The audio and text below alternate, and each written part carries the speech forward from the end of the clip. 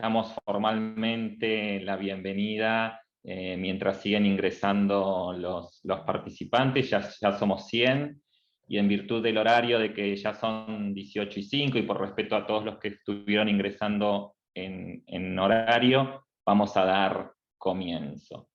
En principio, yo me presento, soy Hernán García, soy parte del Comité de Cuidados Paliativos de la SAP y coordino estos encuentros desde el año pasado. Este es el primer encuentro de este año, así que les queríamos dar la bienvenida y agradecerles inmensamente por estar hoy a esta hora y queriendo compartir inquietudes del control de síntomas como el dolor. Así que muchísimas gracias.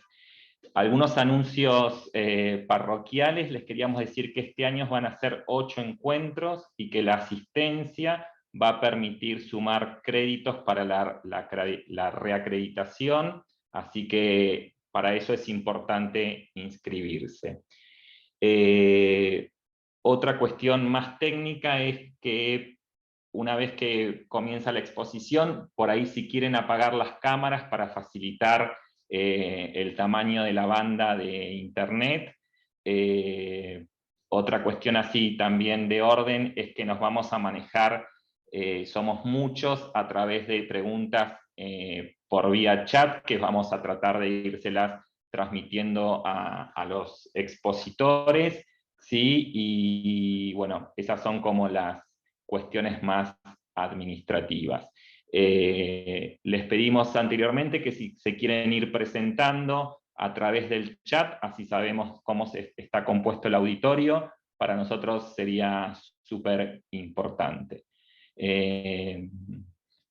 Les queríamos compartir que hoy en el primer Ateneo va a exponer el equipo de cuidados paliativos del Hospital de Niños Ricardo Gutiérrez de la ciudad de Buenos Aires, a cargo del doctor Martín Nayar y la doctora Gisela Del Monte. No sé si antes de darle el paso, Vero, ¿vos querés decir algo? Vero es la coordinadora, perdón, Vero es la coordinadora del comité, y bueno, por ahí quiere transmitirnos algo. Ok. No, más que nada darle la bienvenida. Espero que sea un ciclo que nos enriquezca a todos, y súper contenta de contar con una asistencia variada, federal y de distintas especialidades. Así que bueno, esperamos entre todos seguir aprendiendo. Y gracias a todos los que presentan, especialmente hoy a Martín y a Gisela. Ok, gracias. Y bueno, también eso, agradecerles muy personalmente a Martín y a Gisela, porque desde el año pasado que los comprometimos y quisimos que fueran los primeros en abrir este ciclo de Ateneos, así que muchísimas gracias por el compromiso. Así que bueno, les dejamos la palabra y la presentación. Acuérdense si pueden apagar las cámaras y hacer las preguntas por chat. Muchas gracias. Bueno, buenas tardes a todos. La verdad que una gran convocatoria, un placer para nosotros poder compartir. Primero, el agradecimiento y las felicitaciones al Comité de la Sociedad Argentina de Pediatría, al Comité de Cuidados Paliativos, por crear este espacio y por sostenerlo, que no siempre es fácil, y que la verdad que en la experiencia de haber podido participar como oyente el año pasado en estos encuentros, realmente fue una muy linda experiencia, así que creemos que este año, o vamos a tratar todos de que este año se pueda repetir eso. Bueno, primero nos presentamos. La doctora Gisela Del Monte es pediatra, es especialista en medicina paliativa pediátrica, es actualmente instructora de residentes de la residencia postbásica de cuidados paliativos pediátricos en el Hospital Gutiérrez, y también trabaja como pediatra paliativista en FLENI. Yo soy Martín Nayar, soy pediatra, también especialista en medicina paliativa, soy médico de planta del equipo de cuidados paliativos del Hospital Gutiérrez. Bueno, vamos a arrancar. A ver, comparto la pantalla. Así les contamos de qué se trata el Ateneo de hoy. Ahí va.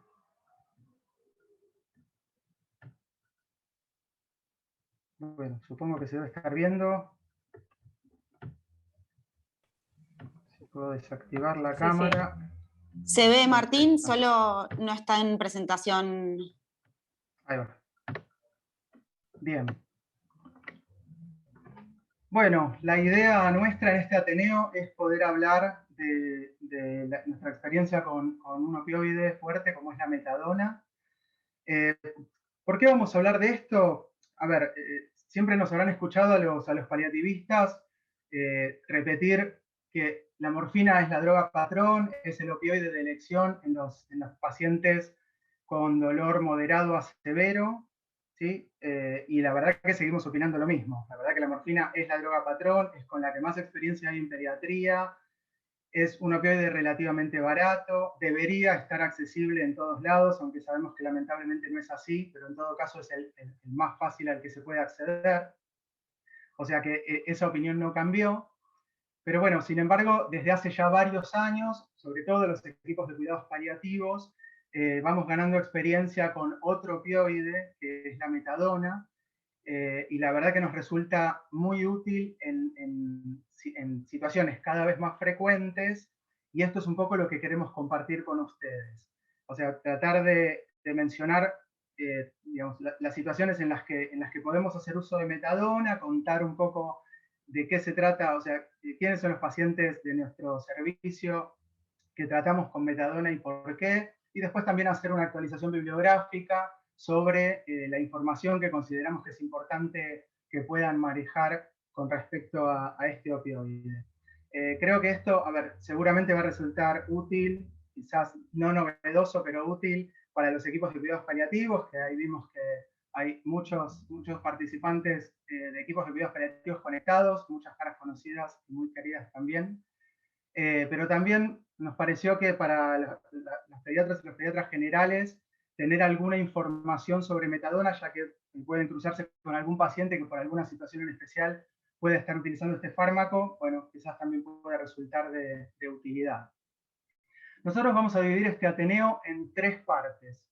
En la primera parte vamos a presentarles 3 casos clínicos muy cortitos, a modo de viñetas, que vamos a ver, no los podemos trabajar en forma de taller, como nos gustaría, por la cantidad que somos y por la forma en que organizamos el Ateneo, pero en todo caso, después de presentar así en forma muy, muy sencilla digamos, la situación clínica, quizás podemos dar unos minutos para que ustedes piensen en alguna propuesta con respecto a la situación que planteamos y puedan a través del chat plantear, digamos, alguna respuesta a la inquietud que planteamos.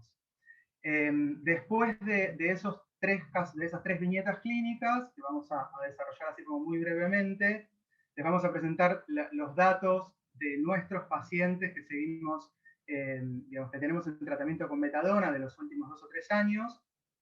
Y por último vamos a hacer entonces la actualización bibliográfica con la parte más de información teórica y práctica con respecto a la metadona. Bueno, entonces, presentamos el primer paciente, que se llama Lucas. Lucas tiene 1 año, pesa 10 kilos, y pertenece a la época prepandemia, evidentemente, porque tiene una bronquiolitis por sincicial respiratorio. No sé si se acuerdan que había sincicial respiratorio antes del coronavirus, pero bueno, muchos pacientes con sincicial respiratorio hacían bronquiolitis graves y terminaban entonces en terapia intensiva, como le pasó a Lucas, que está internado en terapia, en asistencia ventilatoria mecánica desde hace 12 días, que tiene como pseudoanalgesia fentanilo a 4 gamas kilo hora, midazolam a 0,2 miligramos kilo hora, y que, según opinan los terapistas, evidentemente vienen haciendo un winning de ARN y consideran que probablemente mañana, a la mañana, se puede extubar. Entonces, la primera pregunta, la pregunta que planteamos es, ¿qué tendríamos que hacer con la medicación que está recibiendo este paciente, teniendo en cuenta que mañana se va a extubar? Si quieren, en unos minutos, a ver, pensar alguna respuesta y por ahí aventurar algo a través del chat, así Hernán o Vero nos ¿Nos transmiten? Yo acá voy recolectando y les transmito.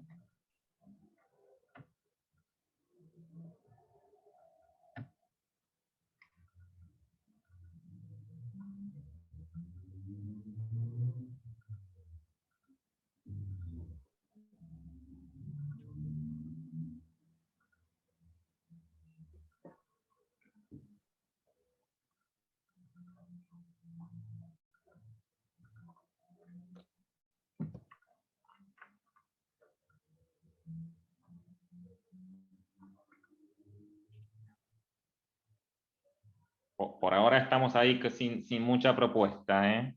Bueno. La idea, a ver, les cuento un poco, la idea con estas viñetas es acá, a ver. presentar 3 situaciones distintas de uso de metadona, ¿sí? Quizás esta estrictamente no pertenece al ámbito de los cuidados paliativos o del tratamiento del dolor, pero es una situación frecuente, ¿no? Un paciente que sale de terapia a una sala de pediatría y que estuvo ventilado y con un protocolo de pseudoanalgesia, ¿no? Acá hay algunas propuestas.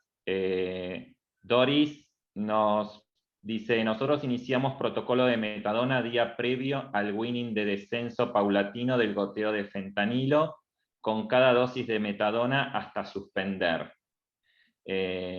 Otra opción es rotar el opioide. Se utiliza metadona para el destete de opioides.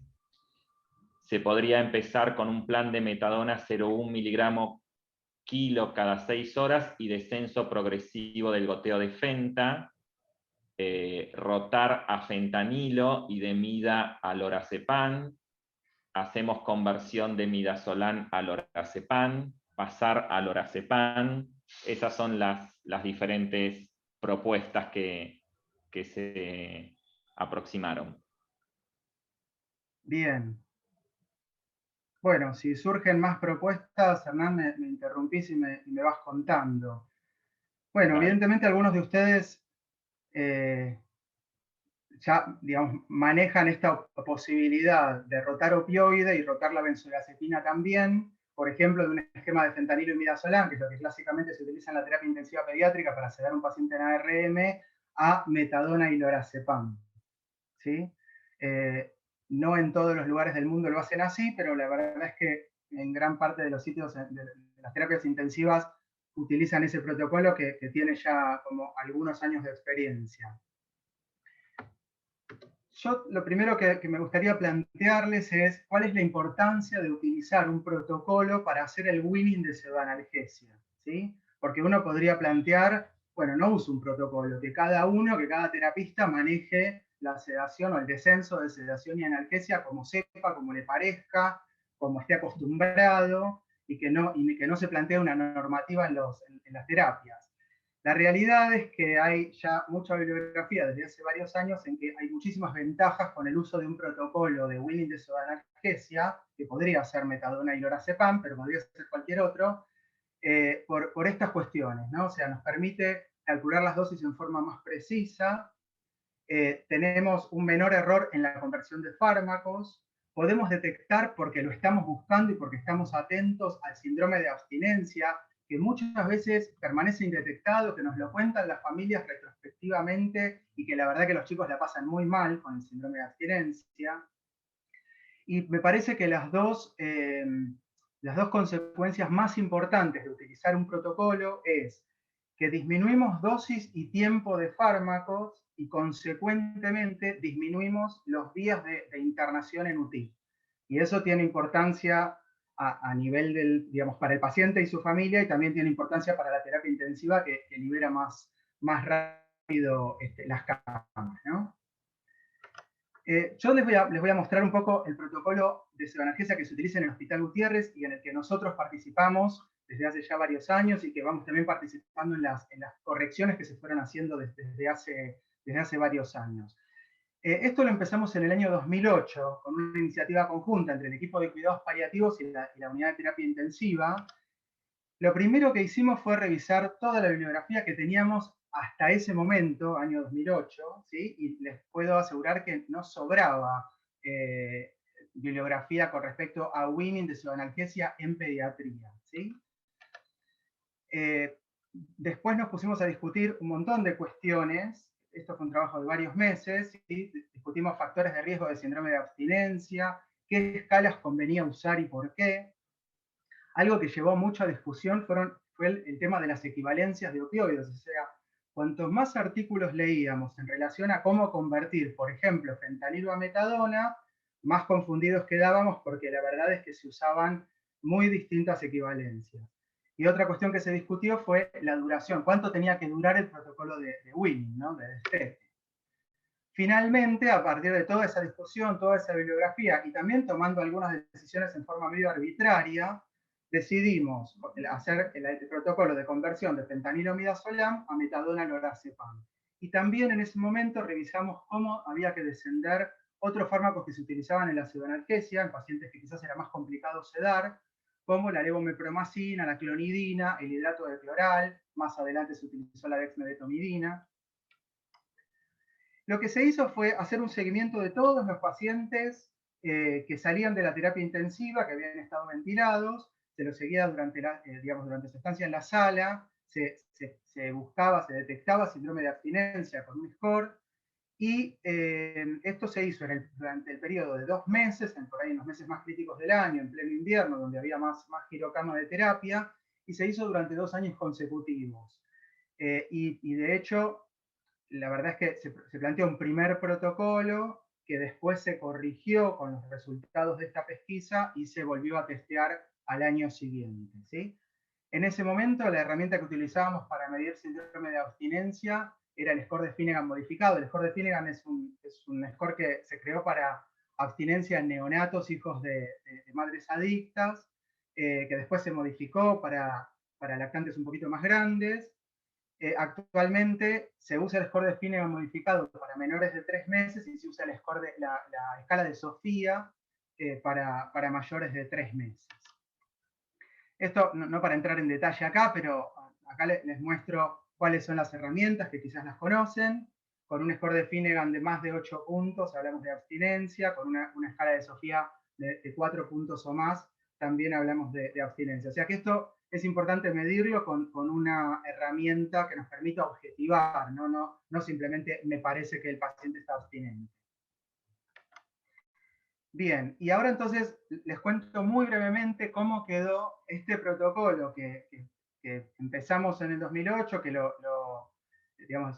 terminamos en 2010, pero que fuimos corrigiendo año a año, y esto es la última modificación que se hizo en el año 2019. ¿Sí? Se convierte el fentanilo a metadona con esta formulita, que en realidad es una forma matemáticamente sencilla de hacer todas las cuentas que uno tendría que hacer para convertir fentanilo primero a morfina y después a metadona, ¿no? Pero bueno, nos queda algo bien fácil, que es la dosis de fentanilo en gamas kilo-hora por el peso del paciente, por este factor de 0,008, eso nos da los miligramos de metadona que el paciente tiene que recibir cada 6 horas. Había alguna propuesta en el chat que leía Hernán, que decía que podían empezar con metadona 0,1 miligramos kilo independientemente de la dosis de fentanilo. Eso también es un esquema válido, pero nosotros elegimos tener en cuenta la dosis de fentanilo previo y convertir en función de esa dosis. A la hora 0, que es la noche anterior a la extubación, se le da al paciente la primera dosis de metadona y en ese momento se desciende la infusión de fentanilo a la mitad. ¿Sí? A la hora 12, es decir, con 3 dosis de metadona, con la tercera dosis de metadona, si va todo bien, el paciente se extuba, 24 horas después de que se inició el protocolo, se suspende la dosis de fentanilo. Y se utilizan rescates en las primeras 48 horas con morfina intravenosa, que puede calcularse de 2 formas, o multiplicando la dosis de metadona por 3, o si no como una dosis medio estándar de rescate de morfina intravenosa, que es 0,05 miligramos por kilo. Pasadas las primeras 48 horas, empezamos a rescatar con metadona por vía oral, calculando como el 20% de la dosis diaria. ¿Por qué esta cuestión de menos de 48 horas y más de 48 horas de usar morfina intravenosa o metadona?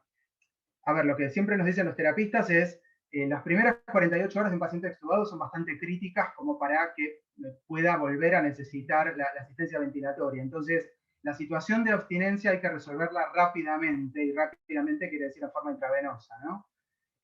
Quizás si en el país dispusiésemos de metadona intravenosa, que no tenemos, bueno, por ahí esa podría ser una opción. Pero bueno, para lo que tenemos disponible, primeras 48 horas rescatamos con morfina, luego con metadona.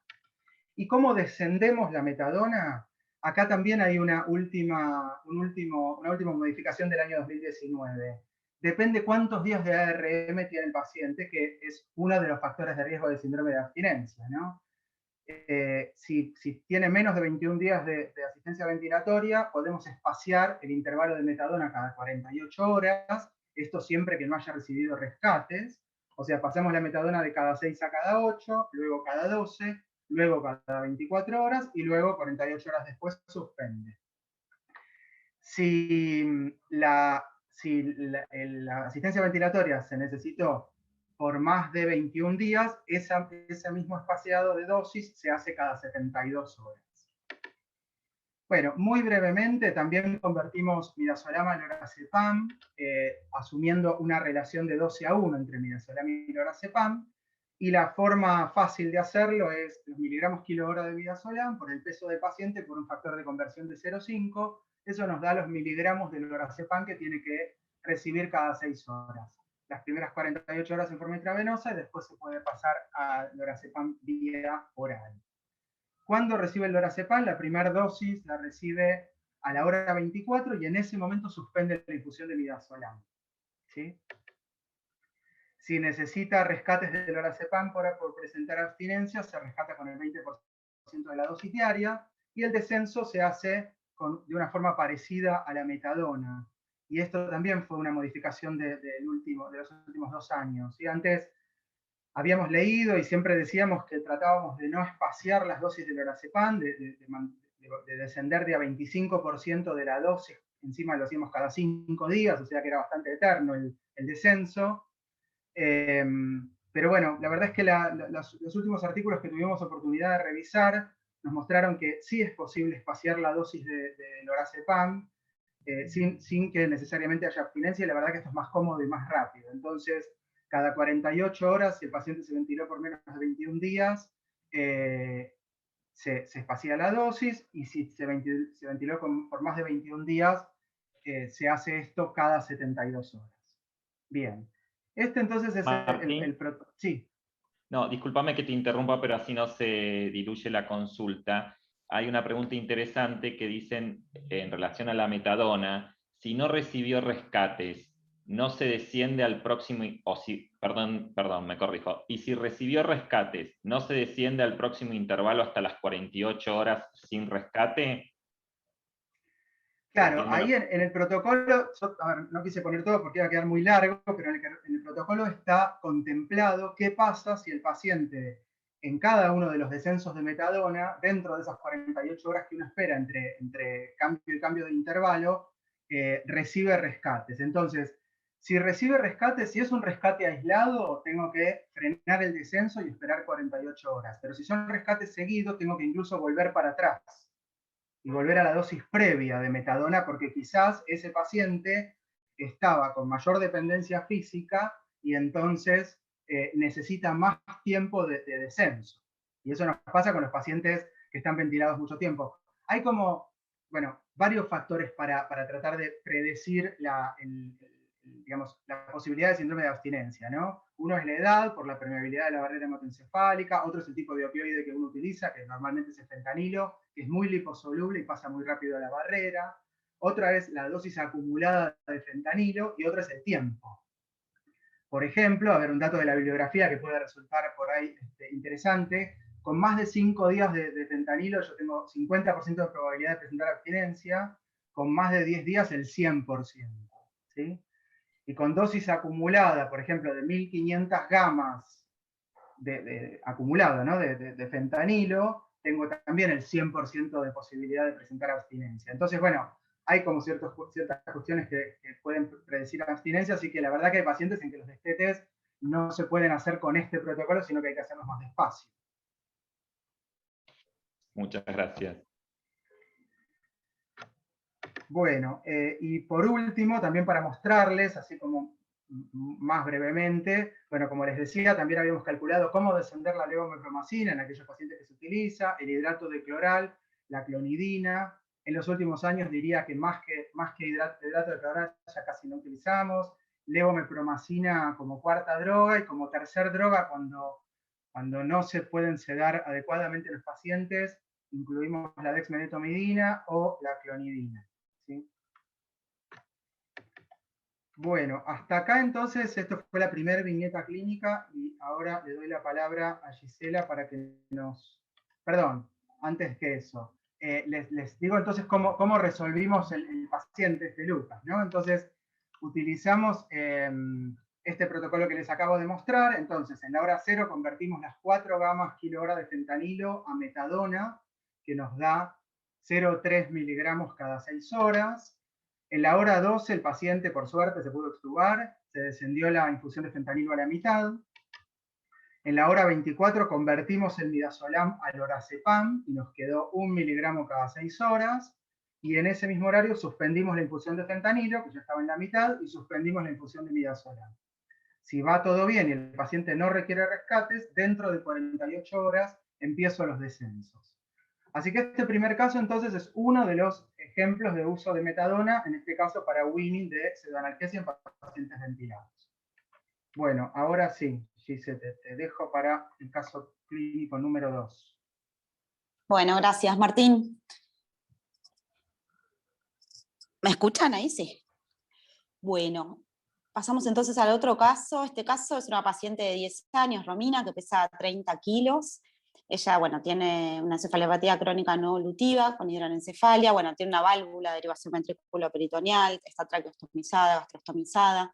Al examen físico tiene una cuadriparesia espástica con luxación de ambas caderas, una postura viciosa de articulares, retracciones, escoliosis, tiene convulsiones, una desnutrición crónica. También al examen físico hablamos con dolor severo, según FLAC un 7 en 10, que el dolor parece nociceptivo somático en las caderas y en los miembros inferiores. Ella está con un plan de analgesia, con morfina 0,2 miligramos por kilo por dosis, esto le da 6 miligramos cada 4 horas por vía oral. Tiene también paracetamol y baclofeno. Con este esquema tiene un alivio insuficiente, o sea, de FLAC 7 en 10 baja a FLAC 5 en 10, y tiene una constipación de difícil manejo, y al ir aumentando la morfina, coincidentemente hace globo vesical. Entonces, bueno, ¿qué se les ocurre? ¿Qué proponen como para modificar o mejorar este plan analgésico? Si quieren, escríbanlo en el chat y bueno, y vamos armándolo. Le damos unos minutitos.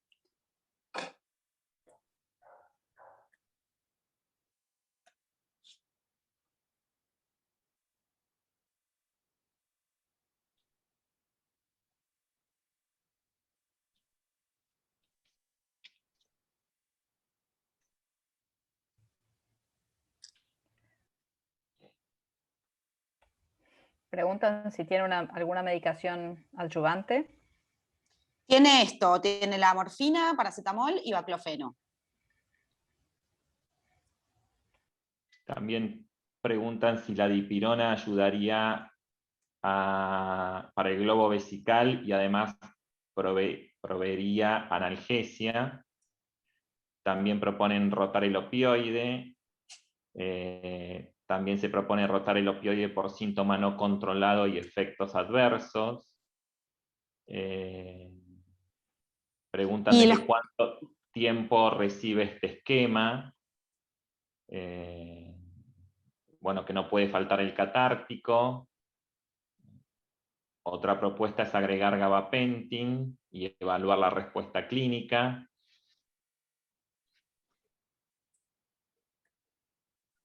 Intentar rescate, sino pensar en dolor mixto y agregar gabapentin o metadona gabapentin.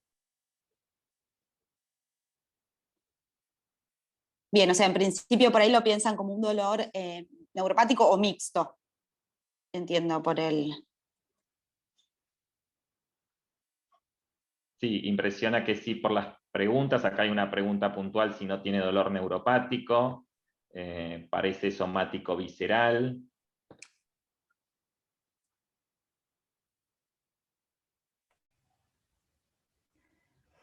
igual dado que hay una Sí. buena proporción de pediatras en el auditorio, también traduciría algunas de estas Consultas. cuestiones y consultas, ¿no? Sí, yo por ahí lo que quería agregar es que la FLAC, que por ahí nosotros la usamos como muy familiarmente y que no tiene sentido desplegarla, es una escala de valoración para el dolor que va del 0 al 10 y que, bueno, que es eso exactamente, una escala de valoración para el dolor. Bien. Bueno, si quieren, pasamos, vemos algunas cosas y en base a eso vamos también respondiendo un poco las preguntas que fueron surgiendo y los esquemas. Dale. Si querés pasar, Martín. Bueno, en principio sí, asumíamos como habían dicho, alguien había sugerido esto de un alivio insuficiente del dolor con efectos adversos de difícil manejo, que sería la constipación de difícil manejo y el globo vesical, que al coincidir sobre todo, bueno, una paciente que no tenía retención urinaria y al coincidir con el aumento de la dosis de morfina, asumimos que es el efecto adverso de la morfina. Entonces, con estas dos cosas, pensamos que, digamos, es opción o indicación hacer la rotación de opioides, o sea, de morfina a otro opioide. Si querés, eso más. Bueno, decíamos que tiene 6 miligramos de morfina cada 4 horas, o sea, esto nos da 36 miligramos de morfina en el día por vía oral. Nosotros pensábamos, cuando pensábamos este caso, por ahí, eso no me dio tiempo a preguntarles, pero bueno, si rotamos, ¿a qué opioide rotamos? Dentro de las opciones que tenemos, y bueno, si asumimos que tiene un dolor severo y está con morfina sin alivio, vamos a querer rotar a otro opioide fuerte, por eso es que pensamos en la metadona. Este es un poco el esquema de cómo lo haríamos, después lo vamos a ver más en detalle, pero bueno, entonces tenemos 36 miligramos en el día de morfina, esto lo dividimos por 4, que es el factor de conversión, ya lo vamos a ver, pero de acuerdo a la dosis de morfina, hay distintos factores de conversión para rotar a metadona. Esto nos da 9 miligramos día de metadona, se hace un descenso del 30%, también ahora lo vamos a ir viendo, pero bueno, siempre que rotamos de morfina a metadona hacemos un descenso. Si el dolor no está controlado es del 30%, como en este caso. Si estuviera controlado es del 50%. Y esto tiene que ver con la tolerancia cruzada, ya lo vamos a ver más en detalle. Esto nos da 6,3 miligramos en el día de metadona, que si lo damos en 3 tomas, nos da 2 miligramos cada 8 horas. Rescatamos con 20% de la dosis diaria, que en esta paciente con la dosis que nos da de metadona sería 1,25 miligramos, siempre recordando que el intervalo mínimo para entre rescates o entre rescates y dosis es de 2 horas, nunca menos de eso. Sí es importante también pedir un electro previo a la rotación, antes de comenzar con la metadona, para tener un valor de QTc basal. Y después, bueno, excede un poco por ahí estrictamente los objetivos de este Ateneo, pero desde ya que es lo que uno ve cuando tiene el paciente, es un poco ver, además del opioide, un poco todo lo otro. Entonces, bueno, sí, si valoramos por ahí que está con paracetamol y que el dolor que tiene, bueno, nos parece que puede beneficiarse, que tiene un componente más inflamatorio, podemos usar una AINES en lugar del paracetamol, el baclofeno que la paciente tiene, también si asumimos que parte de ese dolor tiene que ver con la espasticidad y por la dosis que tiene podemos aumentarlo, se puede aumentar la dosis. En principio, con las características de la paciente, por su patología, por su examen físico, parecía más un dolor somático que tenía que ver con la luxación de las caderas, con la espasticidad, por eso en ese momento la verdad no parecía un dolor neuropático o un dolor mixto, digo, ni por las características en sí del dolor, ni por bueno, la fisiopatología del dolor que asumíamos que tenía. Bueno, por eso lo del gabapentin. Lo de la dipirona, sí, eventualmente podemos, por ahí sabemos que es el único AINE que puede, digamos, tener algún efecto en el dolor visceral. Probablemente, de todos modos, el dolor era, en principio, como creemos que era somático, seguramente que el globo sí le daba dolor, pero bueno, ahí la solución sería resolver, obviamente, el globo vesical. Y lo del gabapentin o algún otro coadyuvante para dolor neuropático, en principio, por ahí no lo agregaríamos, pero si sospechamos que tiene un dolor mixto, podemos agregarlo.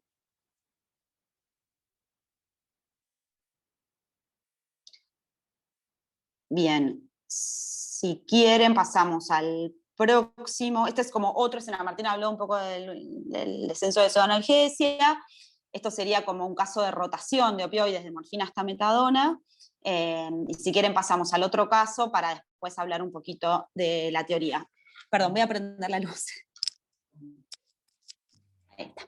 Bueno, la otra paciente, Belén, tiene 14 años, pesa 40 kilos, tiene un sarcoma de Ewing pélvico, sin posibilidad de tratamiento quirúrgico actualmente, está en plan de radioterapia y quimioterapia.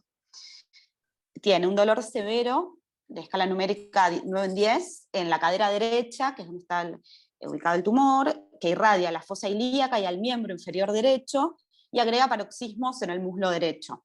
Como único esquema analgésico, reciben naproxeno, 500 miligramos cada 12 horas, sin alivio del dolor.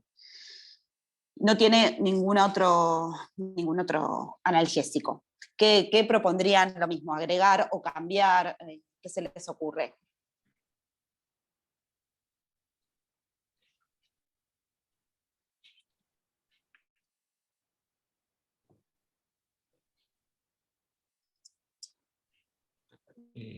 Acá Gaby propone, este sí es un dolor neuropático, iniciaría con metadona por el tipo de dolor.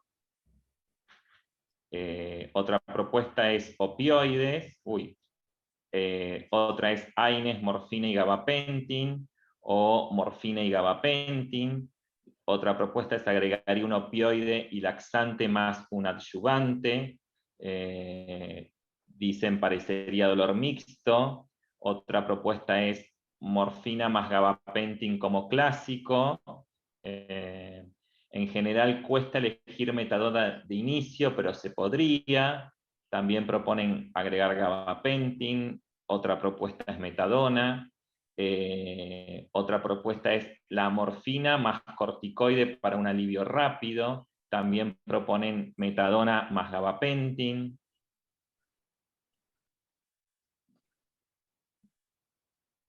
Otra propuesta es comenzar con morfina 0,1 por vía oral.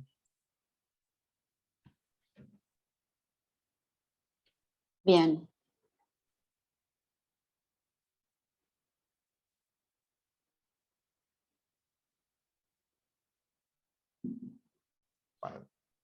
Y dentro por ahí le dejarían, bueno, o sea, estamos seguros que le agregamos un opioide, algunos dicen morfina, otros metadona, y algún AINE, que es el que hasta ahora tenían naproxeno, y algunos agregarían gabapentin, ¿no? Más o menos eso es lo que fui. Sí, acá te sumo algunas otras. Dolor no controlado podría comenzar con opioide como la morfina, con adyuvante como el gabapentin. También se podría usar tramadol o comenzar con metadona de inicio. Otra propuesta es morfina, corticoide y gabapentin. Otro es, iniciaría con morfina, gabapentin. Otro es morfina endovenoso, gabapentin y AINES. Pero sí, parece que la propuesta es agregar un opioide, habrá que ver cuál es, y se propone un adyuvante. Bien, bien. Buenísimo. Bueno, ahí avanzamos un poquito en algunas cosas del caso y vamos viendo algunas cosas que surgieron.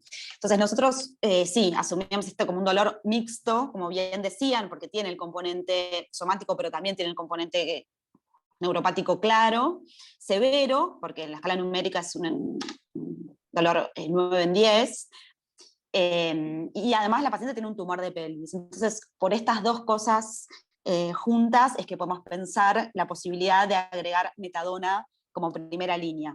Por ahí sí quería decir, antes de desarrollar un poco más esto, los que proponían tramadol, que está bueno porque supongo que también pensaban en dolor mixto, pero bueno, por ahí sí, al ser un dolor mixto severo, pensamos en un opioide fuerte y no en un opioide débil, por eso no sería una opción.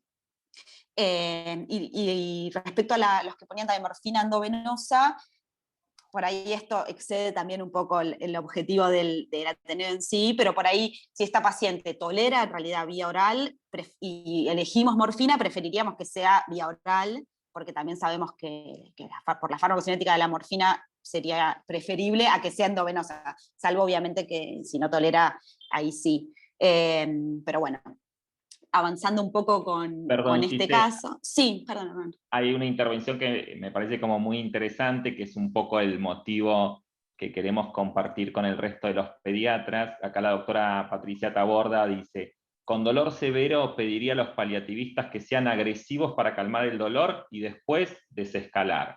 Me parece que este comentario resume un poco el objetivo de esta presentación, que es incluir a los pediatras y transmitir parte de las herramientas con las que trabajamos. Gracias. Buenísimo, gracias, Hernán. Bueno, entonces, pensando la metadona como primera línea, ¿cómo haríamos para comenzar con este opioide? Bueno, cuando es de inicio en un paciente sin opioides previos, se comienza a 0,1 miligramos por kilo por dosis cada 8 horas. En esta paciente que decíamos que pesa 40 kilos, serían 4 miligramos cada 8 horas.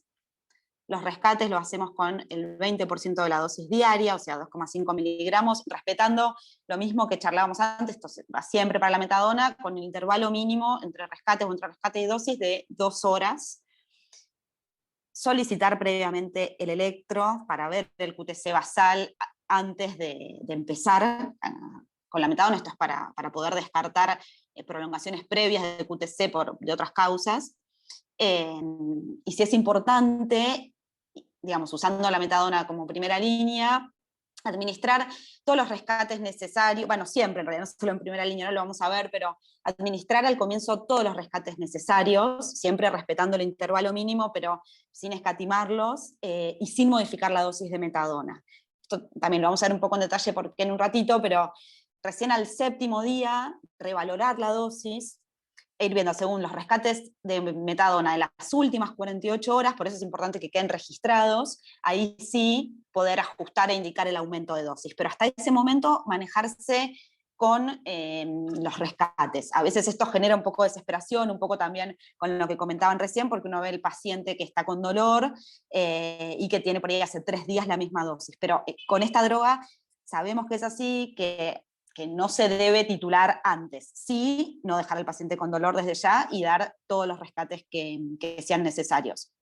Esto es un poco un escenario para poder mostrar también en qué caso podríamos llegar a usar la metadona de primera línea, desde ya que otras propuestas que hicieron, como por ejemplo usar otro opioide fuerte como la morfina y agregar algún coadyuvante como gabapentin, desde ya que está bien y es válido. Sí, por ahí en el dolor neuropático sabemos que el coadyuvante tarda un poquito más en hacer efecto, el gabapentin, por ejemplo, pero bueno, ese esquema es válido. Incluso con este esquema probablemente también le agregaríamos AINES. En realidad intentamos de ir un poco a lo concreto, porque si no, no hacíamos a tiempo a decir todo, pero bueno, es como para mostrar un poco el escenario que por ahí nos parece raro usar metadona de primera línea en un paciente que nunca recibió opioide, pero por ahí este sería un caso que podría ir bien. Ahí nos sigue contando un poquito Martín algo de la experiencia nuestra en el hospital. Perfecto, gracias, Gise. Bueno, la verdad que igual impresionante la cantidad de propuestas, ¿no? Para este último caso clínico. La verdad que muy bien. Bueno, a ver, nosotros queremos compartir la experiencia desde... Perdón, Martín. Sí. Solo quería retomar un poquito este tema, el que habían justamente traído, el tema de desescalar. Lo que yo entiendo, si entiendo bien, es que cuando uno está iniciando con metadona, en realidad no está muy apurado por desescalar, ¿verdad? Está asumiendo que este va a ser un dolor que va a persistir en el tiempo y que lo que queremos es mantener la analgesia, ¿sí? Exacto. Okay. No digo porque, como justamente acá lo que se planteó es, le diría a los paliativistas que calmen el dolor y después desescalar. Es probable que en pacientes como estos uno no pueda desescalar, de hecho, y ni siquiera sea el objetivo, ¿no? O sea, se evaluará eventualmente si se puede o si se hizo un tratamiento que redujo el tamaño del tumor o lo que fuese, capaz que se desescala, pero no es una urgencia desescalar. No, y generalmente no va a ser en dolores agudos tampoco que vamos a usar esta medicación, como bien decís, Vero, entonces sí, no es el objetivo, desescalar. Perfecto. No quería aclarar ese punto que había quedado ahí. Sí, Vero, gracias, porque es cierto que muchas veces la consulta, una vez que logramos el alivio del dolor del paciente, la consulta así como medio apurado, como dice Vero, es, bueno, cuando empiezan a bajar el opioide, ¿no? Y la verdad que justo esta paciente que tiene un tumor en una zona complicada como es la pelvis, donde, bueno, ojalá con suerte funcione su tratamiento, pero sabemos que en todo caso va a ser por ahí más a mediano plazo, entonces seguramente va a necesitar analgesia por bastante tiempo, ¿no? Y como decía bien Vero, nunca es una urgencia desescalar el opioide una vez que el dolor está controlado, salvo que el paciente tenga efectos adversos, y ahí habrá que ver si es disminuir las dosis o rotar de opioide otra vez, ¿no? Bueno, entonces decía que en esta segunda parte queríamos compartir con ustedes algunos datos. A ver, nosotros tenemos, en verdad, cerca de 50 pacientes desde mediados de 2018 hasta ahora, pero bueno, lamentablemente cuando nos pusimos a revisar, no en todos teníamos todos los datos completos en las historias clínicas, con lo cual lo que les vamos a mostrar es sobre los 33 pacientes en los que sí pudimos obtener datos para poder sacar alguna conclusión en limpio. Nuestros pacientes tenían una mediana de edad de 14, tienen, porque muchos están en seguimiento y con metadona todavía, una mediana de edad de 14 años, pero con un rango bastante amplio de edad, ¿no? Desde un paciente de 1 año y medio a otro paciente de 25 años. Acá nos podríamos preguntar por qué tenemos un paciente de 25 años en un hospital pediátrico, pero creo que ese es un tema para otro Ateneo, que por ahí lo podrían tener en cuenta desde el comité, ¿no? El tema de transición entre equipos pediátricos y de adultos que sigue siendo complejo. Bueno, de estos 33 pacientes, 16 tenían enfermedad no oncológica y 17 tenían enfermedad oncológica. Los que tenían enfermedad oncológica, casi el 50% tenían sarcomas, principalmente osteosarcoma, sarcoma de Ewing, rhabdomiosarcoma, algún otro sarcoma raro como el de células de Langerhans. De los no oncológicos, fíjense ahí puse el listado de las patologías que tenían, pero que son bastante variadas, ¿no? Mielomeningocele, encefalopatía crónica, dolores neuropáticos de distinta etiología, ¿no? Este paciente que se le reimplantó la mano tenía una sección, digamos, un traumatismo, otros pacientes con lesión medular, con lesión de plexo, bueno, dolores neuropáticos distintos, enfermedad de Duchenne, Marfan, oxalosis, bueno, un montón de diagnósticos en los que utilizamos metadona. Perdón, Martín, solo aclarar que eran todos pacientes con metadona como analgésico por dolor, no en Winning, los que nombraste. Sí, perfecto, gracias. Me olvidé de decir eso. No incluimos los de Winning porque los de Winning los maneja terapia intensiva primero y luego la sala de clínica, y no en general, salvo que haya alguna dificultad con abstinencia, no nos consultan, ¿no? Entonces, estos son pacientes con metadona por dolor, sí. Bueno, acá muestra un poco también algo de algún comentario que leí de Hernán sobre que muchas veces se hace difícil utilizar la metadona como primera línea, y fíjense que de los 33 pacientes, 32 lo utilizamos como rotación y solo un paciente lo utilizamos de inicio. Esto tiene que ver con que la mayoría, sobre todo de los pacientes oncológicos, ya llegan a la consulta a cuidados paliativos con algún opioide, en general morfina, alguna que otra vez tramadol, pero en general morfina. Quizás si nosotros viésemos a los pacientes por ahí en forma más precoz, cuando inician su dolor, en algunas situaciones, como las que le comentó Gisela de la última paciente, sí utilizaríamos metadona de primera opción un poco más, ¿no? La dosis inicial, digamos, en la mayor parte de los pacientes fue de 0,1 miligramos kilodosis, pero con un rango bastante amplio, entre 0,025 y 0,31 miligramos kilodosis. Esto tiene que ver con dos cuestiones. Por un lado, con qué dosis de morfina o de tramadol arrancamos y cómo convertimos, pero también con esto que les mencionaba Gisela, que después se los va a desarrollar un poco más, que hay distintos factores de conversión de morfina a metadona en función sobre todo de la dosis de morfina que recibía el paciente previamente. Bueno, ¿por qué motivo rotamos en los 32 pacientes que rotamos? A ver, acá es bastante variado el escenario, pero fíjense que en algunos pacientes rotamos, por ejemplo, en el 34% de los pacientes rotamos por el mecanismo del dolor, o sea, tenían un componente neuropático, pero además tenían tolerancia, que para nosotros es la escalada de dosis, por ejemplo, de morfina sin alivio, ¿sí? casi un 20% rotamos puramente por el mecanismo, porque tenían un dolor mixto neuropático, alrededor de un 15% solo por tolerancia, por esto que les decía, que escalábamos la dosis del opioide previo sin alivio completo, o en el caso del tramadol llegábamos a la dosis máxima de tramadol. Y después, bueno, la combinación de todo esto, ¿no? Tolerancia con efectos adversos, que en general efectos adversos fueron constipación de muy difícil manejo, gastroparesia, pero digamos con un impacto funcional, digamos, en la funcionalidad del tubo digestivo bastante importante, retención urinaria, esos eran los efectos adversos que nos obligaban a rotar el opioide. Otro paciente tenía tolerancia y además tenía toxicidad. Ese paciente tenía alucinaciones visuales con morfina y que claramente estaban, digamos, asociadas a la morfina y, por ejemplo, las presentaba con cada rescate, además de no haber aliviado el dolor, y esa fue la causa de la rotación. ¿De qué opioide venían estos pacientes que rotamos? Bueno, 2/3 de los pacientes tenían morfina, una cuarta parte de los pacientes tenían tramadol y muy poquitos de ellos tenían fentanilo. Siempre que rotamos un opioide, sea cual sea, primero lo convertimos a morfina. Demo quiere decir dosis equivalente de morfina oral, ¿sí? Porque siempre es más fácil hacer la conversión desde morfina, aunque el paciente tenga otro opioide.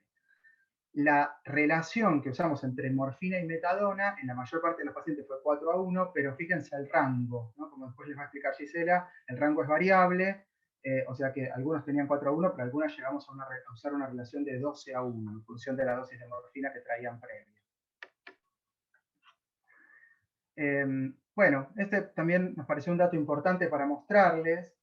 En la primera semana de tratamiento con metadona, la mediana de descenso de puntos en una escala de 0 a 10 fue de 3 puntos, o sea, hubo respuesta analgésica positiva, pero con un rango que de algún paciente que no alivió absolutamente nada a otro paciente que alivió completamente el dolor. Otro dato que nos pareció importante mirar fue cuánto tiempo pasaba hasta que necesitábamos aumentar la metadona. Y recuerden, se los vuelvo a decir, porque vieron que, por lo que estamos contando, la titulación de metadona, ya sea en forma, cuando lo usamos para rotar opioides o cuando lo usamos como primera línea, la forma en que titulamos es muy distinta a morfina. Cómo damos los rescates, cada cuánto lo damos, pero sobre todo cada cuánto aumentamos la dosis. Después vemos las cuestiones farmacocinéticas por las cuales se hace así, pero siempre esto es distinto a morfina. Entonces, bueno, queríamos ver cuántos días pasaban hasta que aumentábamos el opioide. Bueno, en la mediana de días nos dio 14 días. Algún paciente tuvimos que corregir la dosis a los 7 días y otros pacientes los tenemos con la misma dosis inicial, con la que no necesitamos corregir la dosis. Uno de los efectos más temidos, después vamos a ver que en realidad esto es más para la población adulta y para la población pediátrica parecería que no tanto, pero es a lo que tenemos que estar atentos, es la prolongación del QT. Por eso decíamos que siempre necesitamos un electro previo y obviamente durante el seguimiento, como después vamos a explicar, también a veces necesitamos seguir haciendo electro. Pero bueno, ¿cuántos de estos pacientes prolongaron el QT con más de 0,5 milisegundos? Un solo paciente, y este paciente tenía trastornos hidroelectrolíticos. Puntualmente tenía una hipocalemia por una tubulopatía relacionada con quimioterapia que había recibido. En realidad les tengo que contar que estrictamente, si uno mira el valor de QT previo y de los electros que íbamos haciendo a las 2, 4 y 8 semanas de seguimiento, en realidad prolongaban el QT, lo prolongaban pero sutilmente, nunca más de 0,5, salvo este paciente que les comento. Pero por ejemplo, arrancaban con QT de 0,38, 0,39 y por ahí llegaban a 0,4, 0,41, 0,42. O sea que sí hay una prolongación del QT, pero no en un valor patológico y lo más importante, no encontramos, como también figura en la bibliografía, situaciones de arritmias ventriculares que pudiesen ponerlos en riesgo. Otros efectos adversos que vimos, bueno, casi el 80% de los pacientes no tuvieron otro efecto adverso, casi un 20% tuvieron somnolencia sostenida, digo, en el tiempo, y un 3% tuvo prurito, que para nosotros fue una rareza ver prurito con metadona, pero bueno, la verdad que lo vimos en un paciente. Bien, hasta acá entonces son los datos que teníamos para compartirles, y ahora entonces volvemos con Gisela para que nos cuente un poco toda la cuestión teórica que necesitamos saber quienes manejamos esta medicación, ¿no? Bueno, gracias, Martín. Bueno, algunas características de la metadona como para arrancar. Bueno, sabemos que es un opioide fuerte, sintético, que de hecho es bastante más potente que la morfina, de 4 a 20 o más veces, incluso más fuerte que la morfina. Bueno, se desarrolló en 1938 en Alemania. Inicialmente se usaba para desintoxicación y mantenimiento en adictos a heroína, pero ya desde hace más de 70 años se usa como analgésico. Tiene propiedades farmacocinéticas y farmacodinámicas muy propias y únicas, que esto hace, por un lado, que tenga una efectividad clínica alta, pero que también limitan su uso masivo. Es importante esto, el conocimiento de la droga y la experiencia, porque tiene algunas características así muy particulares. Bueno, en cuanto a su mecanismo de acción, o sea, tiene una acción multireceptor. Por un lado, es agonista de receptores opioides, mu, kappa, delta. También es antagonista de receptores NMDA e inhibe la recaptación de noradrenalina y de serotonina. Por esto es, con lo que hablábamos un poco antes, es que es efectivo para el dolor nociceptivo, para el dolor neuropático y para el dolor mixto, que en realidad es un dolor muy frecuente en el paciente oncológico. Bueno, después, algunas características de la farmacocinética importantes.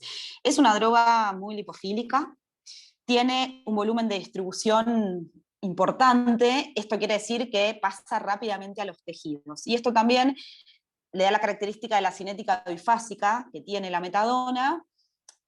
¿Qué quiere decir la cinética bifásica? Es que tiene niveles plasmáticos bajos en un comienzo, porque pasa rápidamente a los tejidos, y es por esto que mientras, digamos, los primeros días requiere dosis altas, por eso la importancia de poder administrar los rescates cada vez que sea necesario. Luego de unos días se saturan los tejidos y ahí empieza a mantenerse estable el nivel plasmático de la metadona y se empiezan a requerir dosis más bajas.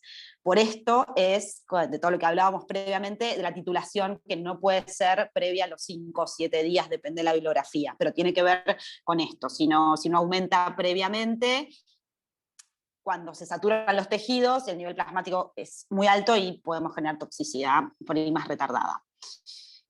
Bueno, tiene una vida media bastante variable, entre 10 a 100 horas, pero bueno, la media es de 20 a 35 horas. Se metaboliza en el hígado por el citocromo P450, principalmente el 3A4 y el 2B6, y esto lo que le da es mucha potencialidad de interacciones con otras drogas, que bueno, también después vamos a desarrollar un poquito más. Bueno, tenemos varias ventajas y también varias desventajas. Tiene una muy buena vial del 80%, también rectal. Tiene un comienzo de acción que más o menos media hora por vía oral. Como decíamos antes, tiene una potencia analgésica elevada, bastante más elevada que la morfina incluso. No tiene metabolitos activos conocidos, y esto la hace que sea una droga muy segura en insuficiencia renal. La metadona y el fentanilo son los opioides más seguros precisamente por esto, porque no tienen metabolitos activos. Y otra cosa importante es que no se remueve con la hemodiálisis. Bueno, y se puede administrar por vía oral, por vía sublingual, rectal, endovenosa, que solo está en algunos países, como decía Martín, acá en Argentina no tenemos metadona endovenosa, pero sí saber que no se puede administrar vía subcutánea porque es irritante. Acá en el país tenemos comprimidos, que hay comprimidos de 5 y de 10 miligramos de 2 marcas, y tenemos la suspensión oral, que es una fórmula magistral, que en realidad uno, como cualquier fórmula magistral, la puede recetar, digamos, a la concentración que considere. Las más habituales es del 1 por 1000, o sea, 1 miligramo por mililitro, o al 5 por 1000, que sería 5 miligramos por mililitro. Bueno, siempre obviamente con que la concentración, si bien uno lo puede indicar a cualquier concentración, intentando siempre que sea una concentración segura y desde ya explicándole bien al paciente si hubo cambio de preparación o lo que sea. Bueno, Siguiendo con las ventajas, tienen una duración de analgesia larga. Esto hace que se pueda administrar 2 o 3 veces por día, entonces eso es una gran ventaja también para la adherencia al tratamiento. Por otro lado, es el único opioide de larga duración de acción que está disponible en formulación líquida, porque por ahí los otros opioides que tenemos de liberación controlada o prolongada, como la morfina, la oxicodona, la presentación es de comprimidos, y son comprimidos que no se pueden ni masticar, ni pisar, ni romper, entonces esto en pediatría es un problema.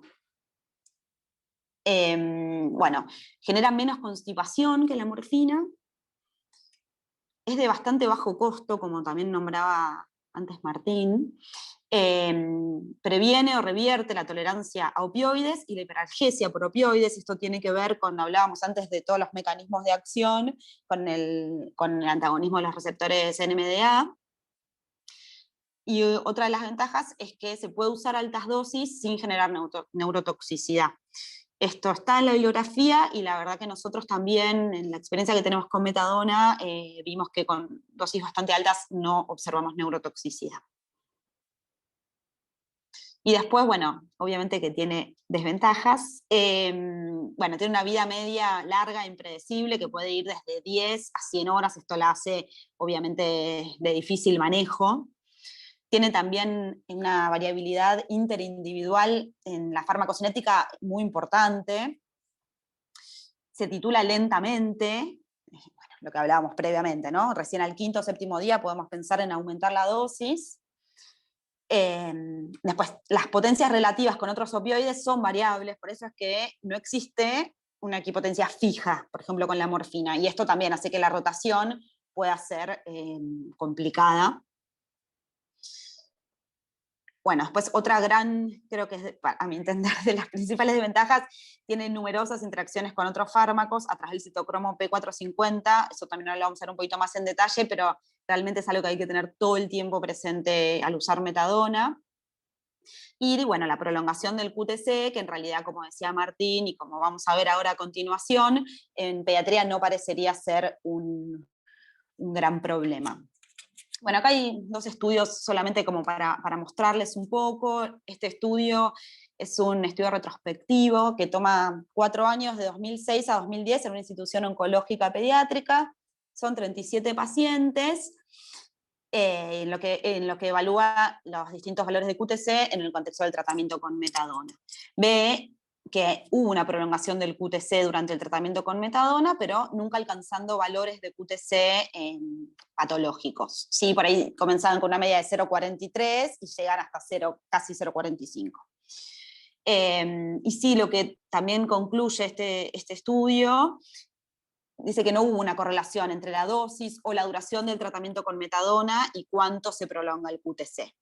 Esto en otros estudios está distinto, y sí dice que la dosis tiene que ver con cuánto puede prolongarlo o no. Y un poco lo que concluye así globalmente es que, viendo esto, la metadona sería una droga segura para utilizar en la población pediátrica. Después, el siguiente estudio es también un estudio retrospectivo, donde lo que hacen es tomar al paciente, le hacían un ecocardiograma basal al comenzar con la metadona, y después le repiten el electrocardiograma en la semana 1, 2, 4 y 6. El estudio consta de 42 pacientes, que de estos 31 completaron todos los electros hasta la semana 6. Ninguno de los pacientes tenía un QTC prolongado de base. Solo uno lo prolongó a la semana, pero ninguno a las 4 y a las 6 semanas. Y ninguno tuvo arritmias ventriculares relacionadas al tratamiento con metadona. Y este artículo un poco lo que concluye es que la prolongación del QTC es algo raro en la población pediátrica y, bueno, adultos jóvenes, que son los que incluye en este estudio. Esto se relaciona un poco también, creo, con lo que contaba Martín de nuestra experiencia con los datos de los pacientes del hospital. Entonces, un poco, a ver, esto según el artículo es variable. Nosotros, con las búsquedas bibliográficas que hicimos, y esto figura en una guía de dolor en pediatría y de manejo manejo sintomático, que ahora se las vamos a dejar, pero las indicaciones que asumimos respecto al electro y a la metadona es hacer un electro basal, eso siempre antes de empezar a recibir metadona, y repetirlo si se incrementa significativamente la dosis de la metadona, si existen algunas comorbilidades como trastornos hidroelectrolíticos, por ejemplo, o si usa otras drogas que prolonguen el QTC también, como antidepresivos tricíclicos, neurolépticos, levofloxacina. Si no pasa nada de eso, solo nos quedamos con el electro basal. Bueno, respecto a las interacciones, como decíamos, se te metaboliza en el hígado por el citocromo P450, por ende todas las drogas que inducen o que inhiben el citocromo P450 van a modificar el efecto de la metadona. Son muchísimas, a modo de ejemplo, acá pusimos algunas. Todas las que aumenten el metabolismo de la metadona van a disminuir el efecto. Algunas de estas son el fenobarbital, la fenitoína, la carbamazepina, la rifampicina, la dexametasona y varios antirretrovirales. Y las que disminuyen su metabolismo aumentan el efecto de la metadona y por ende también la toxicidad, la potencial toxicidad de la metadona. Y estas son ciprofloxacina, eritromicina, fluconazol, diazepam, los IRS, bueno, el jugo de pomelo, que es como una rareza, pero bueno, siempre hay que aclararle al paciente que no tome jugo de pomelo cuando está tomando metadona. Hay millones de interacciones, es importante, acá bueno, está este folleto que es un folleto que hizo el Link, que está muy bueno, nosotros de hecho lo tenemos en el servicio. Bueno, ahí se ven todas las interacciones que figuran en el folleto. Obviamente no hay que saber todas, no, es imposible, pero sí tener en cuenta que si vamos a indicar metadona, siempre cruzarla con todas las medicaciones que recibe el paciente, o si recibimos un paciente con metadona y nosotros vamos a indicar algo, también siempre tener en cuenta esto y siempre cruzarlo con otras drogas y ver, no necesariamente quiere decir que tengamos que no usarla o que suspenderla, sino por ahí hay que ajustar las dosis, eso sí. Bien, bueno, un poquito de las indicaciones, que es lo que ya veníamos hablando en los casos. A ver, si pensamos la metadona como opioide de primera línea, o sea, en pacientes que no reciban opioide previamente, las indicaciones serían dolor neuropático mixto, por esto del mecanismo del multireceptor que hablábamos al comienzo, bueno, el dolor por cáncer avanzado, la insuficiencia renal por lo de los metabolitos activos, que no tiene metabolitos activos, y antecedente de adicción, esto por ahí en pediatría es menos frecuente, pero bueno, es otra de las indicaciones. Y la dosis inicial, como primera línea, es de 0,1 miligramo por kilo cada 8 horas. Ahora, cuando hablamos de rotación de opioides, las indicaciones serían dolor mixto, efectos adversos intolerables, neurotoxicidad con opioide previo, la tolerancia, que era esto que decía Martín, de escalar la dosis sin alivio del dolor, y la insuficiencia renal. O, bueno, cada uno de estos por separado, u obviamente, como sucede muy frecuentemente, alguno de ellos juntos. Bueno, respecto a la rotación, entonces, nosotros usamos esta tablita, hay varias, acá está la cita de dónde la sacamos, que es esta guía que les comentaba, y en realidad lo que vemos es que no hay una dosis, un factor fijo. De acuerdo a la demo, vemos el factor de conversión de morfina que vamos a usar, y a mayor dosis de morfina, mayor va a ser el factor de conversión. Esto tampoco es que es necesario en sí saberlo, por ahí sí tenerlo a mano para poder chequearlo, y cuando vamos a hacer la rotación, bueno, saber qué factor usamos. Bien, entonces, como también veíamos un poquito en el caso, tenemos la dosis de morfina oral en el día, usamos la tablita, usamos el factor, sabemos, por esto que hablábamos de que hay que disminuir la equidosis que nos da solamente por dividir por el factor de conversión, y esto tiene que ver con la tolerancia cruzada incompleta que hay entre opioides, o sea, la diferencia en la estructura química de los diferentes opioides y la distinta afinidad que esto genera con los subtipos de receptores mu. Entonces esto hace que necesitemos una dosis menor del otro opioide para obtener por ahí un efecto similar. Entonces, siempre hay que disminuir la dosis, así el dolor no esté aliviado. Solamente que si no está aliviado, se disminuye un 30%. Y si está aliviado el dolor, se disminuye un 50% de la dosis que nos dio por el factor de conversión. Luego de esto, como habíamos visto previamente, titular la dosis cada 7 días, revisando los rescates de las últimas 48 horas y recalculando con eso la dosis que hay que adecuar. Y los rescates se pueden dar con 10 a 20% de la dosis diaria. Nosotros, particularmente en el servicio, usamos 20% de la dosis diaria, pero la bibliografía describe ambas indicaciones. Y sí, siempre recordar que se puede con intervalo mínimo de 2 horas. Hay otros esquemas posibles, así como hay otras tablitas también de conversión. Importante, bueno, es elegir una y usar esa. Este mismo esquema también figura en la guía que les comentaba, que es la que está citada abajo, que bueno, es todo de esa misma guía.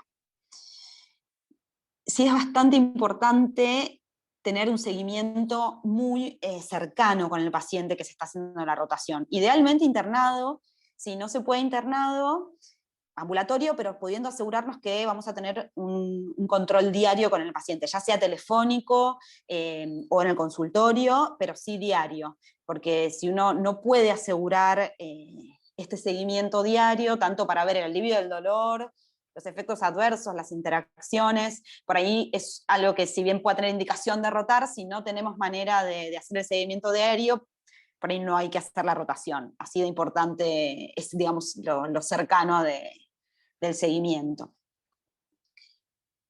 Bien, y por último queríamos dejarles, esto se lo dejamos un ratito por si quieren hacer alguna captura o algo, como algún artículo, hay un montón, pero como algún artículo así, si quieren leer un poco más, este es un review 2018, que en realidad habla de la metadona para el manejo del dolor en chicos con cáncer. Lo pueden buscar y bueno, está bueno porque es así bastante general y completo. Y les dejamos también la bibliografía por si hay algo más que quieran leer, que quieran sumar. Y bueno, cualquier comentario, preguntas, todo lo que quieran.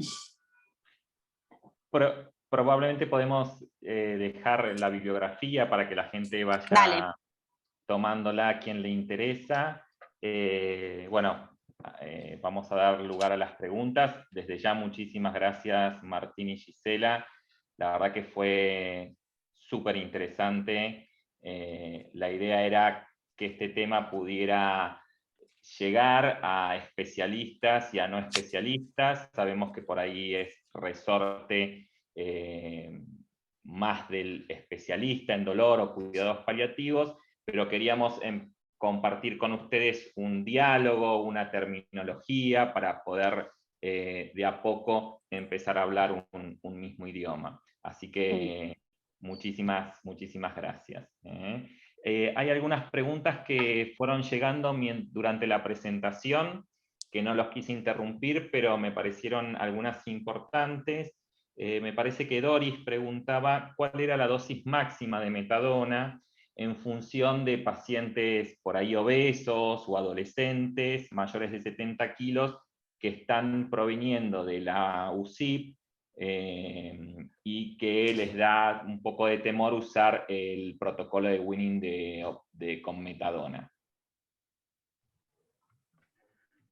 Bueno, gracias por la consulta. No sé si se escucha bien ahí. Si nos hablas más fuerte para que todos se escuchen, porque algunos no te escuchaban, Martín. Ok, ahí igual le acerco el micrófono, así Dale, me escuchan un gracias. poco mejor.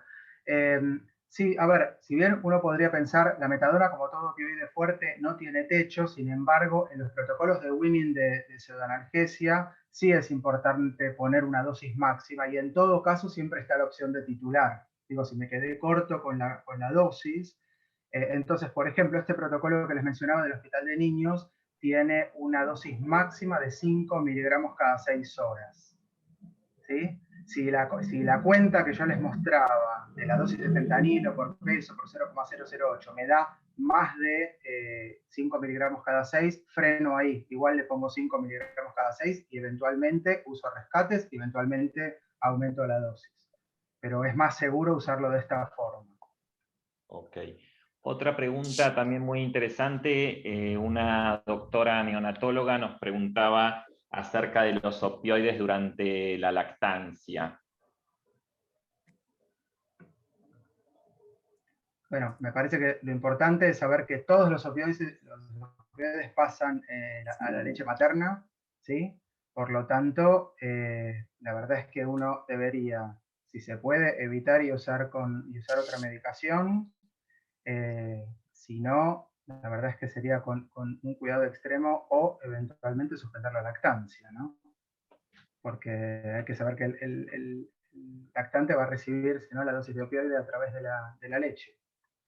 Hay algunas técnicas, algunas cosas que uno lee que tienen que ver con el hecho de sacarse leche un tiempo después de tomar la dosis, y entonces eso reduce un poco el opioide que le llega al bebé, pero la verdad es que diría que lo más seguro, si uno no puede evitar el opioide, sobre todo si hablamos de opioides fuertes en dosis altas, es directamente la suspensión de la lactancia. Ok. Otra consulta es, ¿cuál sería el porcentaje de dosis que se aumenta en cada titulación de metadona? Perdón, Hernán, ¿te puedo pedir si la repetís? No te terminé de escuchar. ¿Cuál sería el porcentaje que se aumenta de la dosis en cada titulación de la metadona? Bien. Bien, en general, bueno, por eso también un poco veíamos lo que les decía, esto de la importancia de poder tener registrados los rescates que tenemos, sí, las 48 horas previas, no todos, porque los rescates del principio vamos a asumir que son rescates que tienen que ver con poder llegar a una dosis plasmática adecuada. Entonces, por eso no cuentan, pero las últimas 48 horas sí. Entonces, en realidad, lo que hacemos va a ser, de acuerdo a los rescates que recibió, eso sumarlo a la dosis que tenemos y en base a eso aumentarlo. Ok. Ese es un esquema, y otro esquema por ahí es aumentar directamente un 20%. Sí. Cuando uno usa un esquema u otro, se da cuenta que al final, después de hacer tantas cuentas, la dosis es muy parecida. Aumentando un 20 o sumando los rescates de las últimas 48 horas a la dosis diaria basal, al final nos da muy, muy parecido. Así que es casi lo mismo usar un esquema u otro, ¿no? En relación a los rescates, Sandra nos pregunta si los rescates se hacen siempre con metadona o se pueden hacer con morfina. Bueno, hola Sandra, ¿cómo estás? Dale, Giselle, sí. No, dale, Martín, dale, vamos a decir lo mismo. Está bien, es una muy buena pregunta igual, porque, a ver, si estoy en la situación de winning de subanalgesia, de paciente que se acaba de extubar, como les decía, con el protocolo, las primeras 48 horas elijo morfina endovenosa, pero porque necesito la vía endovenosa. Si estoy titulando metadona como analgésico, siempre elijo usar metadona para rescate. Elijo usar metadona porque lo que yo necesito es mantener niveles plasmáticos que me permitan saturar los tejidos para que después ese pasaje desde los tejidos al plasma es lo que sostenga el nivel plasmático estable. Por lo que explicaba Gisela de la cinética bifásica, al principio voy a necesitar rescates. Nosotros siempre insistimos mucho cuando hacemos una rotación en la sala, les insistimos a los residentes que estén muy atentos los primeros días a los rescates, porque es esperable que el paciente requiera rescate. No es que está mal calculada la dosis inicial, es que por la farmacocinética de la metadona los primeros días va a necesitar rescate hasta que estabilice la dosis, hasta que podamos saturar los tejidos, ¿sí? Así que los rescates se hacen con metadona, ¿sí? No con otro opioide. Ok. Y todo va llevando. Preguntan a partir de cuántos rescates uno aumenta la dosis de la metadona. Claro, no es a partir de un número de rescates, es al séptimo día tengo que mirar cuántos, o sea, digamos, los rescates que necesitó las últimas 48 horas. Y eso es lo que sumo a la dosis diaria y recalculo. Esto es diferente de morfina, que uno dice con 3 o más rescates aumento un X porcentaje la dosis de morfina, ¿no? Acá es, miro el séptimo, o sea, espero 7 días, o sea, voy a titular cada 7 días la dosis basal. Y al séptimo día lo que miro es los rescates de las últimas 48 horas, y eso es lo que sumo a la dosis basal. Y hay algunas preguntas también en relación a la prolongación del QT, que dicen si al suspender la droga revierte de manera inmediata o se debe recomendar controles con cardiología posterior. Y en esa misma línea hay otra pregunta: ¿cada cuánto se debe realizar un electrocardiograma de control en alguien en tratamiento con metadona? Bueno, respecto a los electros de control, es controvertida la bibliografía. Lo que sí les mostraba hace un ratito era esto de que uno debería repetirlo si fuiste incrementando la dosis. No habla de un tiempo, sino de un incremento importante de la dosis, si aparece alguna comorbilidad en el momento que aparece y si tiene otras drogas, si usa otras drogas que pueden prolongarlo. Nosotros en el servicio lo que hacemos es, bueno, tener electrobasal, a la semana le hacemos un electrocontrol, después le hacemos otro electrocontrol a las 4 semanas, otro electrocontrol a las 8 semanas, y después, de ahí, si el paciente, digamos, no tiene ninguna de estas, no sé, le aumentó la dosis, no tiene comorbilidades, no tiene otra droga, no le realizamos otros electros. Y si agrega alguno de esos, en el momento en que le agrega, le hacemos el electrocontrol. Y respecto a la otra pregunta, yo no recuerdo eso en la bibliografía. Lo que sí puedo decir es que revierte, no sé si inmediatamente, pero sí revierte de manera rápida.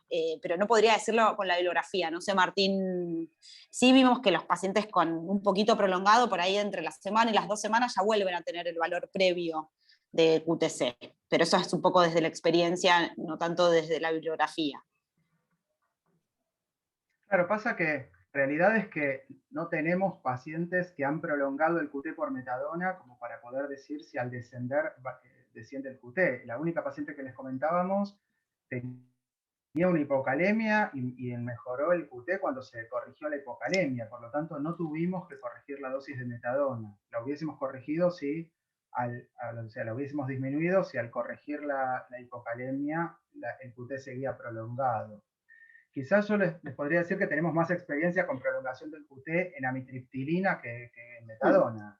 Y la verdad que disminuye, en los pacientes que hemos tenido que disminuir la dosis de amitriptilina por prolongación del QT, la verdad es que baja rápido el QT, se normaliza bastante. Yo diría que en un electro que hacemos a la semana ya se normaliza. Y lo otro curioso que por ahí nos pasó es que tuvimos trastornos de repolarización y prolongación del QT en una paciente con tramadol, no con metadona, que tuvimos que directamente rotar. O sea, la rotamos a metadona porque hizo un trastorno de repolarización que no tenía previamente, que lo constatamos, y que además revirtió al sacar el tramadol, así que claramente fue con tramadol. Bueno, nada, eso como una curiosidad, pero bueno, no tenemos la experiencia de ver qué pasa con metadona, porque como les decía, no tenemos pacientes que hayan prolongado, ¿no? Salvo con trastornos hidroelectrolíticos. Ok, y ya para ir cerrando, en función también del tiempo y que hemos estado acá desde las 6, hay una pregunta que tiene que ver con cuáles fueron los efectos adversos más frecuentes que ustedes desde el equipo observaron. Sí, yo les mostraba que 80% no tuvieron efectos adversos, un poquito menos del 20% tuvo somnolencia sostenida, que la verdad que no nos limitó tener que bajar la dosis o incrementarla si la teníamos que incrementar para controlar el dolor. La verdad que fue un efecto, digamos, tolerable. Y después un paciente con prurito solamente. Después no vimos neurotoxicidad y tenemos un par de pacientes con dosis realmente altas porque es lo que necesitan y con lo que controlan el dolor. Y la verdad que por suerte neurotoxicidad, que es como lo más grave, junto con la prolongación del QT, por suerte no tuvimos. Y la verdad que eso coincide con los datos que pudimos leer de la bibliografía, ¿no? Ok. Bueno, la última pregunta ya para ir cerrando. Alguien preguntó si todo tratamiento con opioides debe ser seguido por un equipo de paliativos. En lo personal me parece que hacer una generalización en esto es difícil, que dependerá de la experiencia de quien se lo indicó, pero bueno, seguro que lo más aconsejable es que alguien con mayor experiencia en la utilización de opioides lo pueda seguir. No sé cuál es la opinión de ustedes.